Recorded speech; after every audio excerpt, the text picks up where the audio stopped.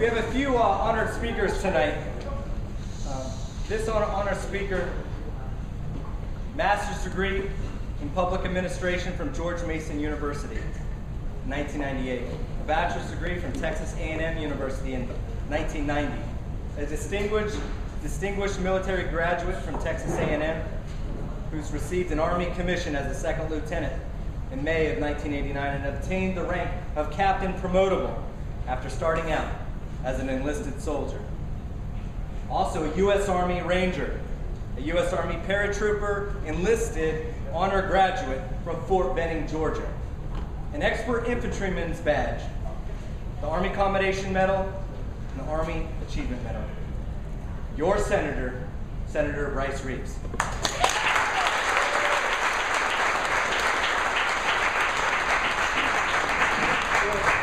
Thank you all again, and more importantly, I want to thank all the loved ones that are here. If you're not the enlistee or not the soldier, but a loved one, would you raise your hand? Thank you all, because you guys are going to bear the brunt of the basic training as they go through. You're going to get the letters, you're going to get the phone calls, you're going to get all those things, and you guys are the ones that are going to encourage your soldiers to become soldiers.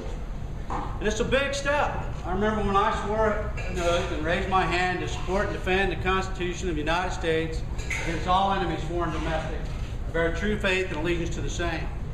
And so I will tell you that is not an oath that I take lightly. But as I told most of you all outside, you are embarking on one of the greatest challenges and one of the greatest feats that you will ever face in your life. But it's something that you will carry with you the entirety of your lifespan. The friends that I have that I made through my Army career, my Army time, I still have today. In fact, I don't know who all the RTOs are going to be, but my RTO is a guy named Glenn Guardiola, and I'm telling you, that guy's closer to me than my brother, and he's a cop down in Norfolk now on the SWAT team down there. And so you're going to make some friends with some NCOs, some officers, and some of your fellow enlisted soldiers. And you know, you're going to go through some challenges and some tribulations, and you're going to go through some victories. But let me just encourage you, it is very difficult to get into the military today. You know, we're going through what they call BRAC realignment right now, with base realignments and post realignments and all these different things. And as we scale back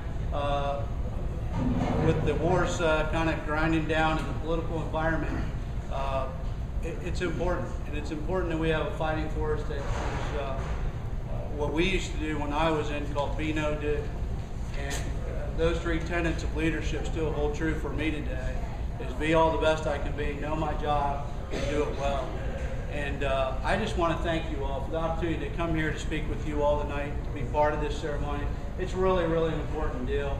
And you know, look around, because you're going to wind up seeing some of these same folks somewhere in a foreign country or in another post, and you're going to remember that, and you're going to get to talking to them. And these are friends that you'll probably have for a lifetime. You might go to the 101st, you might go to the 82nd, you might go to all over the place, 10th Mountain, wherever you're going. But the Army is a very small place. And I'll tell you a quick story of how small it is. I served on a board for the governor called the Military Advisory Council before I was a senator. And I went up one day to Fort Myer Henderson Hall, and I went to a retirement ceremony, and lo and behold, one of the guys I had gone through my basic course with 28 some odd years ago was retiring. And then soon thereafter, I walked over to the caisson platoon, walked in the caisson platoon, and there was a colonel standing there. And that colonel was a classmate of mine from Texas A&M. And I had no idea he's the garrison commander at Henderson Hall, Fort Myer. And so the Army is truly a small, small place.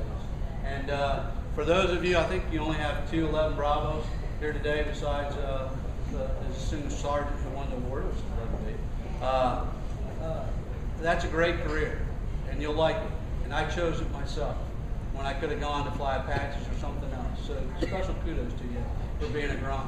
And I'm sure you all know the universal language, and this is all you had to do when you had to give your speech, was to say, "Roger that, Hook," and that's it. So, hey, with that, thank you all. Thank you for your confidence in me. If there's something I can ever do for you, it's easy to Google my name. I'm here to serve you.